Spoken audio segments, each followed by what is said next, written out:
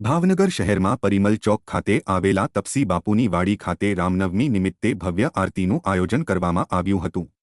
આ પ્રસંગે મોટી સંખ્યામાં રામ ભક્તોએ હાજરી આપી હતી।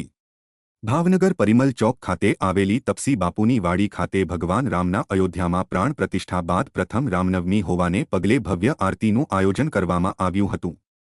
તપસી બાપુની વાડીના મહંત દ્વારા ભગવાન રામની આરતી ઉતારીને રામનવમીની ઉજવણીની શરૂઆત કરી હતી।